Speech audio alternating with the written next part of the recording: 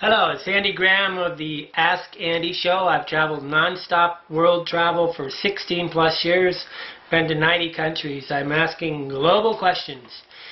Vincent T. Ask a question. Andy, please explain how to survive in that jungle. Is it dangerous? Oh, I'm sorry. Indiana, please explain how to survive in that jungle. Is it dangerous? Do they have Ebola outbreaks there? I'm gonna explain to you.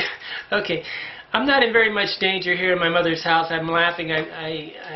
What's really nice about being home here is that if I leave my cell phone or something down on the counter here, I don't have to worry about it coming up missing. So everything, when I'm abroad, I got to make sure that everything stays in my room. And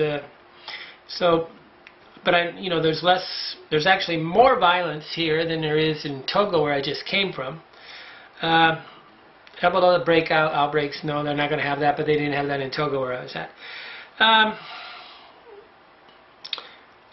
just got sick, and I had a infected nose, and it really is scary here in the United States, because outside the United States I can just walk into any pharmacy and buy everything I need for less than $20.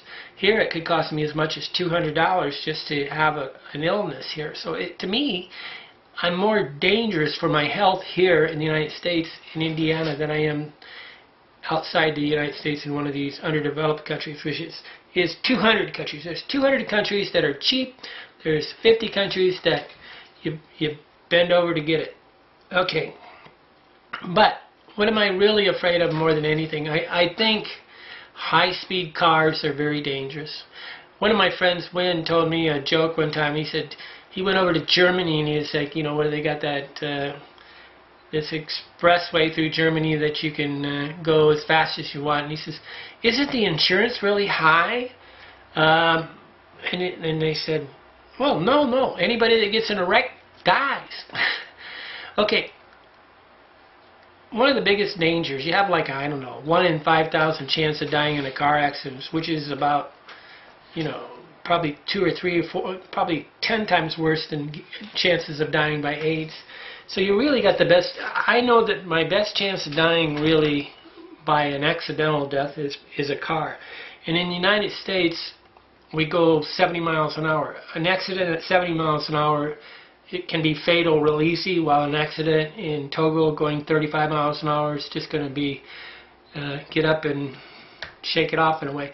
In a car, in either countries, obviously, most countries on the planet, which is the hard part, and the reason why I say travel is torture, is it's hard to go beyond 45 miles an hour. Anytime you go high speed, your chance of dying just becomes. And the semis here, I remember when I was driving my Maggie van back from Colorado a couple years ago. It was night, and the semis came up on my back end and just tailgated me. And I haven't had that kind of stress in 15 years. And the idea that one wrong move could be fatal. Okay. What we don't want in life is these near-death experiences. And in the United States, driving down the car, you can have near-death experiences, especially with the semis at night. I don't drive at night, and I don't hardly do all this stuff, and I don't need that kind of rush. But some of the things that we live with is crazy. And think about the near-death experiences where one mistake could be fatal. That's one reason why I stopped riding on the back of motorcycle taxis in Togo, for the most part, because it was too many near-death experiences. Without riding a motorcycle, there was almost no chance of me getting killed in Togo. But then it made America much more dangerous than Togo, where I was at in West Africa. But it's always a comparison, guys. It's a comparison to which country you're at. Obviously, you know, the Dominican Republic, where I was before Togo, is like 10 times more dangerous than either United States or Togo.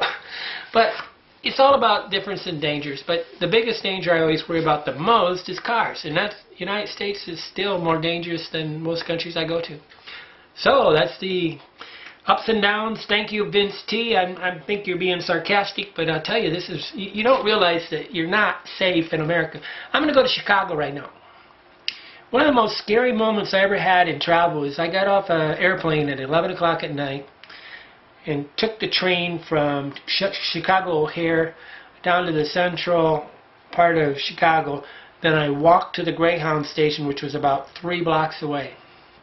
That was the most scary, one of the scariest trips of my life, because I had everything I owned on it. Obviously, I had money on me because I had a backpack on me. And it's 11 o'clock at night in Chicago with people that have the right to carry a gun. And whether they have the right or don't have the right, they still carry a gun.